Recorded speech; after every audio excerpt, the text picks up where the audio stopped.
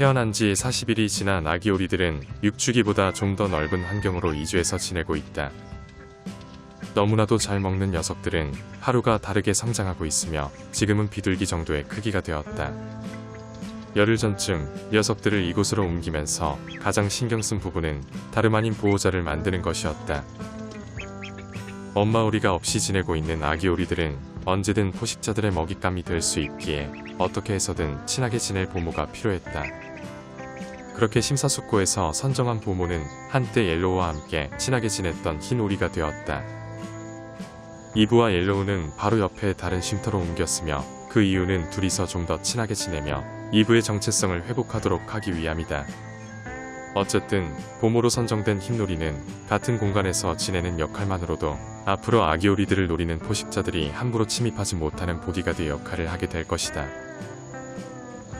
며칠이 지난 뒤 서먹서먹하게 지내던 흰오리와 아기 오리들은 시간이 지나면서 조금씩 친해지기 시작했다. 서열을 중요하게 여기는 닭들의 세계와 달리 오리들은 성격이 온화하고 공동체의식이 강하기 때문이다. 아마도 이렇게 몇 개월 함께 지내다 보면 아기 오리들은 흰 오리를 엄마처럼 의지하게 될 것이고 나중에 큰 닭장으로 옮겨도 잘 지낼 수 있을 것이다. 한편 농장에 있는 수탉 5마리 중 4마리를 이곳과 이브가 지내는 곳에 나누어서 격리시키기로 결정했다. 웬만하면 녀석들을 자유롭게 지내도록 내버려 두려고 했지만 자신의 암탉들을 보호하지 않는 무책임한 행동을 보며 나의 마음을 바꾸기로 했다. 사건의 발단은 평화롭게 유지되던 닭무리의 생활에서 2마리의 수탉이 암탉들을 괴롭히는 행동이 과해졌기 때문이다. 그중 한 마리는 최근 캔디에게서 버림받은 수탉 흥부이고 또 다른 한 마리는 마이콜이라는 어린 수탉이다. 또다시 암탉 한 마리 없는 외로운 처지가 된 흥부는 틈만 나면 암탉들을 괴롭히기 시작했다. 그리고 3마리의 암탉들을 거느리고 있던 마이콜은 자신의 성욕을 주체하지 못하고 다른 암탉들을 괴롭히기 시작했다.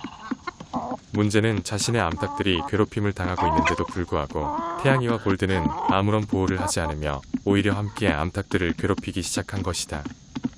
녀석들은 그동안 유지되었던 균형을 깨고 마치 경쟁하듯 암탉들과 교미하기 위해 혈안이 되었다.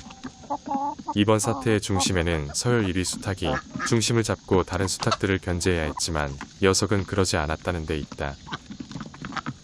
결국 그 모든 피해는 힘없는 남탉들에게 돌아갔으며 녀석들의 등깃털은 과도한 교미로 인해 빠지거나 피가 나는 지경에 이르렀다. 하지만 5마리의 수탉들 중 제리만 유일하게 자신의 암탉 3마리를 보호하며 다른 암탉들을 괴롭히지 않았기에 처벌을 면할 수 있었다. 그날 이후 몇 마리의 암탉들은 태양이를 잊지 못해 면회를 찾아가고 있지만 아직까지 구체적인 석방 계획이 없는 상태다. 어쩌면 수탉 4마리는 죽을 때까지 이곳에 머물며 금욕의 삶을 살아야 할지도 모른다. 수탉들이 감금되고 난 뒤 캔디의 삶의 질은 상당히 좋아졌다. 다른 수탉들의 눈치를 보며 숨어 지내야 할 이유가 없어졌고 유일하게 남은 수탉은 다른 암탉들에게 전혀 관심을 주지 않기 때문이다. 캔디가 마음 편하게 돌아다니며 풀을 뜯어먹는 모습을 보니 내 마음도 편해지는 것 같다.